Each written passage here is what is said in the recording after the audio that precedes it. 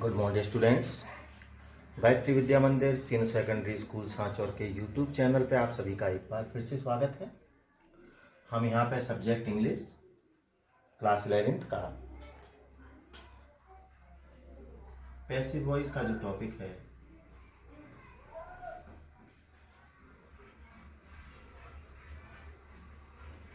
उसको लर्न कर रहे हैं। इससे पहले हमने 11th क्लास का जो ग्रामर का आपका पोर्शन लिया है उसमें सबसे पहले टेंस का टॉपिक आपको लर्न करवाया। ये हमारा दूसरा टॉपिक है पैसिव वॉइस, जिसमें टेंस की जो इम्पोर्टेंस है वो बहुत ही अहम है। आपने देखा कि सबसे पहले हमने असर्टिव सेंटेंसेस को सीखा। असर्टिव सेंटेंसेस के बाद हमारा जो दूसरे टाइप का सेंटेंस आया वो है interrogative sentences. Interrogative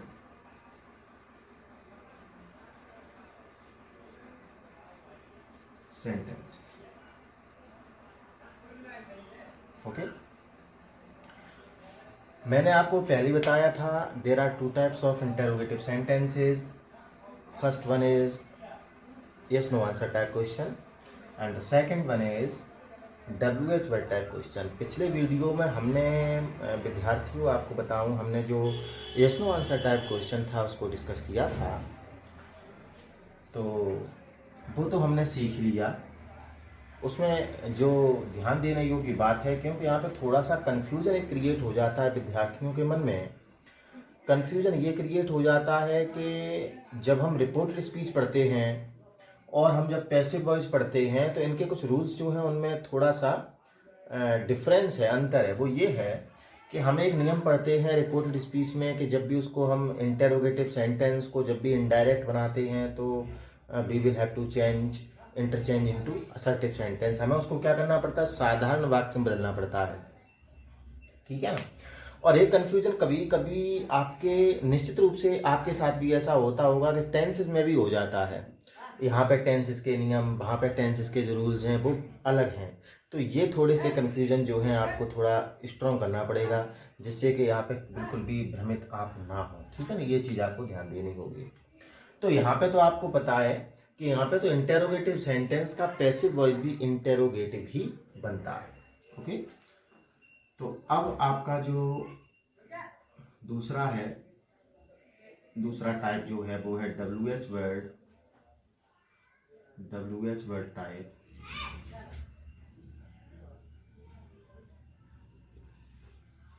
WH word type question, ठीक है ना। इसमें थोड़ा सा हम लिखेंगे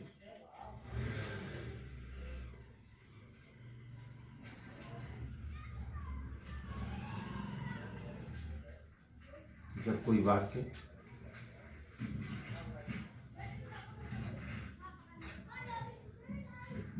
WH वर्ड से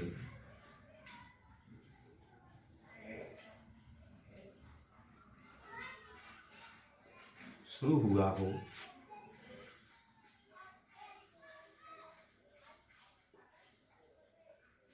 तो पैसिव वॉइस बनाते समय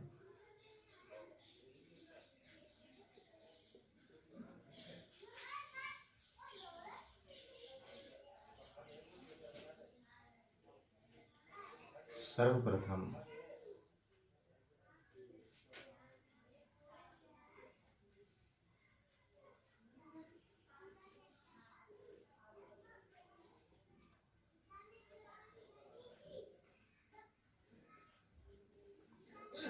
उसी WH वर्ड को लिखते हैं। शेष नियम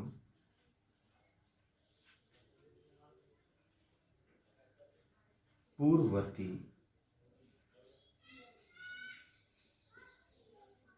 नियमों की तरह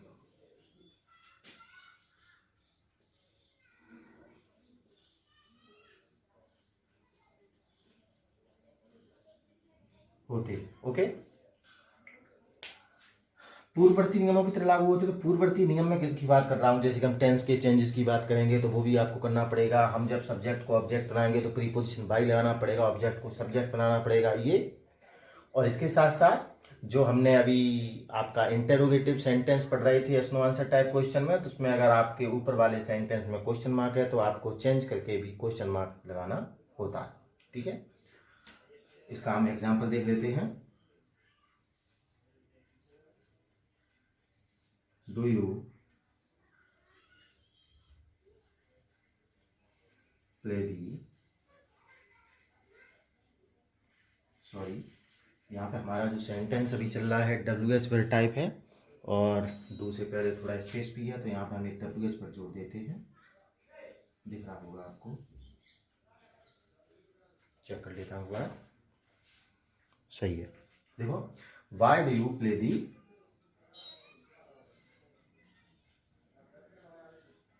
ये question mark, why do you play the guitar.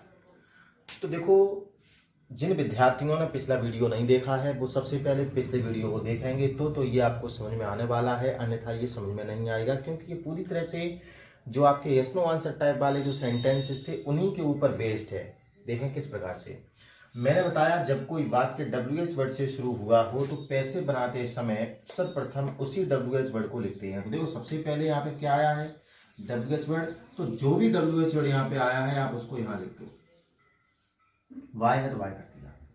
Now let's see that the sentence जो आपका है वो शुरू किससे हो रहा है, हेल्पिंग वर्ब से। और इससे पहले हम इसी प्रकार के सेंटेंस को पढ़ रहे थे जो हेल्पिंग वर्ब से शुरू हो रहे थे। माना कि यहाँ पे ये WH वर्ड नहीं होता, ये वाई नहीं होता, जैसे कि मैंने इसको हाइड कर दिया है, छिपा दिया है, तो आप देख सकते हैं आपका सेंटेंस किससे शुरू हो रहा है, do you play the guitar. और इसी प्रकार के वाक्य आपने इससे पहले हल किए हैं, आपको अच्छी तरह से आते हैं। मैं इसीलिए कह रहा हूं कि जिन विद्यार्थियों ने यस नो आंसर टाइप वाले सेंटेंस का पैसे बनाने वाला वीडियो नहीं देखा है तो उनको इसे करने में थोड़ी सी परेशानी हो सकती है, समझने में थोड़ी परेशानी हो सकती है, इसलिए उसको पहले आप देख लें। देखा, do you play the guitar आ गया। अब डू जो है आपको देखना है, तो डू और डज आपका जो है सिंपल प्रेजेंट टेंस में आता है, और सिंपल प्रेजेंट यानी प्रेजेंट इंडेफिनिट टेंस का जब भी आप ऐसे बनाएंगे तो हेल्पिंग वर्ब जो क्या आएगी, इज एम आर। अब इज एम आर किसके अनुसार आएगा, दी गिटार के अनुसार। तो गिटार आपका जो है सिंगुलर है, तो यहां पे आप सबसे पहले अब क्या लगा दिया आपने, इज। उसके बाद आपका जो भी ऑब्जेक्ट था उसको क्या कर दिया, सब्जेक्ट कर दिया, तो हो गया why is the guitar. Play की थर्ड फॉर्म कर देते हैं, why is the guitar played, preposition बच्चों, वेरी गुड, वाई का प्रयोग कर दो। और यहाँ पे आपका जो सब्जेक्ट है यू, ये आपका बन जाएगा ऑब्जेक्ट, और ऑब्जेक्ट भी आपका क्या रहेगा, यू, और यहाँ आपका क्वेश्चन मार्क आ जाएगा। तो सेंटेंस आपका ऊपर था why do you play the guitar, और नीचे वाला आपका सेंटेंस बनके तैयार हो गया, why is the guitar played by you. निश्चित रूप से आपको समझ में आया होगा। हम और भी देख लेते हैं, जैसे हो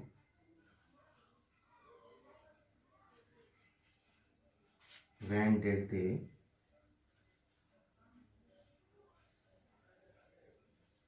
learn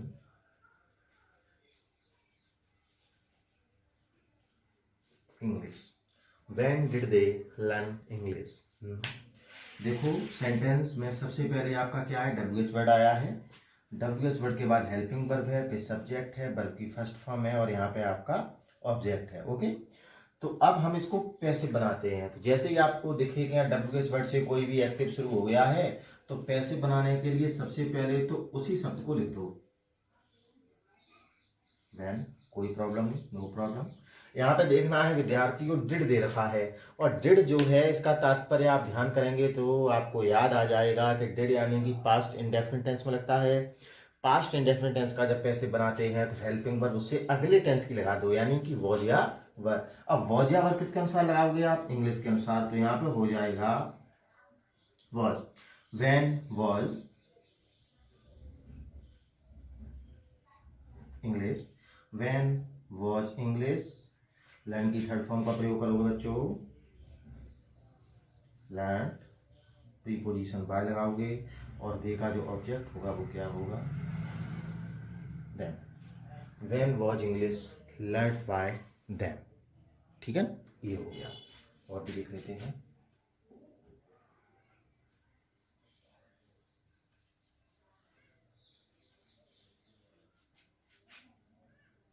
Y are you not singing a song.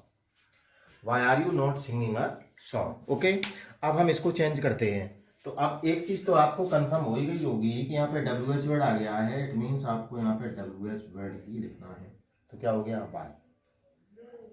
देखो आर आ गया और यहाँ वर्ब की फर्स्ट फॉर्म में आईएनजी आ गई, यानी इज एम आर के साथ वर्ब की फर्स्ट फॉर्म में आईएनजी. इसका तात्पर्य कौन सा टेंस हो गया, आपको याद आ गया होगा, प्रेजेंट कंटिन्यूअस. और प्रेजेंट कंटिन्यूअस टेंस का पैसिव बनाओगे तो हेल्पिंग वर्ब तो उसी टेंस की, चाहे प्रेजेंट कंटिन्यूअस टेंस हो चाहे पास्ट कंटिन्यूअस हो, हेल्पिंग वर्ब तो उसी टेंस की रहेगी.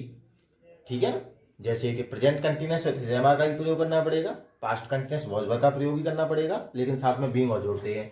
तो अब प्रेजेंट कंटिन्यूअस साइकिलिया तो इजेएमआर ही लगेगी, साथ में बीइंग लगेगा, लेकिन इजेएमआर अब किसके अनुसार लगेगा, अ सॉन्ग के अनुसार. तो सॉन्ग आपका सिंगुलर है, अ सॉन्ग है, तो यहाँ पे क्या कर दोगे, इज. अब बीइंग जोड़ना तो है, पिछले वीडियो जिन विद्यार्थियों ने देखा है उन्हें समझ में आ गया होगा कि जब भी कोई इंटेरोगेटिव सेंटेंस होता है, आपकी हेल्पिंग वर्ब जब एक से अधिक हो जाती है तो किसी भी कीमत पर दोनों ही हेल्पिंग वर्ब एक साथ नहीं लगती हैं, बल्कि पहली सहायक क्रिया के बाद आप सब्जेक्ट का प्रयोग करते हैं और आपका ये ऑब्जेक्ट जिसको सब्जेक्ट बनाओगे तो हो जाएगा a song. Why is a song. अब आपका क्या बचा बच्चों, बीइंग बचा है. लेकिन आपको ध्यान होगा, मैंने पिछले ही शायद वीडियो में या उससे पहले के वीडियो में एक नोट करके एक आपको सेंटेंस यहाँ लिखवाया था. मैंने कहा था कि जो भी इंटेरोगेटिव नेगेटिव सेंटेंस होते हैं, अर्थात जो भी प्रश्नवाचक नकारात्मक वाक्य होते हैं, उन वाक्यों में नॉट का प्रयोग आप हमेशा ही कर्ता के बाद करते हैं. तो ये यू के बाद यहाँ नॉट आया है और यहाँ पे आपका कर्ता जो है सॉन्ग है, तो इसके बाद नॉट आ जाएगा, तो बीइंग थोड़ा और पीछे चला जाएगा. तो यहाँ पे बीइंग का प्रयोग, अगर नॉट यहाँ पे न होता तो हम यहाँ पे सीधा बीइंग का प्रयोग कर देते. Why is a song not being, sing की थर्ड फॉर्म हो जाएगी संग, प्रीपोजिशन हो जाएगा बाय, यू का जो ऑब्जेक्ट है वो हो जाएगा यू, क्वेश्चन मार्क जो है जरूर ही लगाना है. तो हो गया why are you not singing song का, why is a song not being sung by you. Okay, तो ये इसके रूल हुए. इसके कुछ और एग्जांपल्स हम देखते हैं. सबसे पहले मैं चाहूंगा कि आप इसका एक स्क्रीनशॉट ले लें.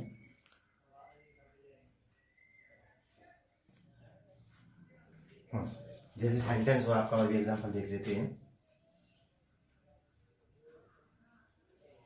हाउ कैन दे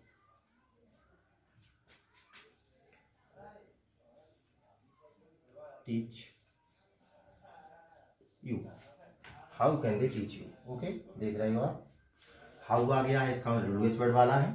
तो आपको क्या करना है कि यही शब्द जो है सबसे पहले लिख दो, हाउ. तो ये हाउ. अब मॉडल जब आता है तो इसमें आपको फिर ये देखने की आवश्यकता नहीं है, सिंगुलर या प्लूरल दोनों में ही वही मॉडल लगता है. तो कैन जो आ गया तो कैन लगा दो, कुड होता तो कुड लगा देते, मे है तो मे, माइट है तो माइट, जो भी अब लगा दिया. मॉडल का नियम आपको याद होगा, लिखवाया था कि जब भी किसी एक्टिव वॉइस में मॉडल आता है तो पैसिव बनाते समय मॉडल के साथ बी का प्रयोग करते हैं. तो साथ में नहीं करेंगे, बस ये ध्यान रखना. कैन भी हो गया, लेकिन कैन भी एक साथ नहीं लगाएंगे. मैंने कहा पहली सहायक क्रिया के बाद आपका सब्जेक्ट होगा और यू का सब्जेक्ट भी क्या होगा, यू. जिस प्रकार से यू का ऑब्जेक्ट यू होता है तो यू का सब्जेक्ट भी होगा. हाउ कैन यू, अब क्या आएगा बच्चों, बी. कैन के साथ बी आता है, लेकिन साथ नहीं लगाएंगे, बीच में सब्जेक्ट लगाएंगे. अगर ये सेंटेंस इंटेरोगेटिव के साथ नेगेटिव भी होता तो यू के बाद नॉट लगता, तब भी आता. तो क्या how can you be, teach की थर्ड फॉर्म क्या होगी, तो क्या how can you be taught, और प्रीपोजिशन यहाँ पे होगा बाय, और दे का जो कर्म है वो क्या होगा, देम. तो क्या how can you be taught by them. ठीक है, ये हो गया. अच्छा, एक सेंटेंस और देखते हैं. Who wrote the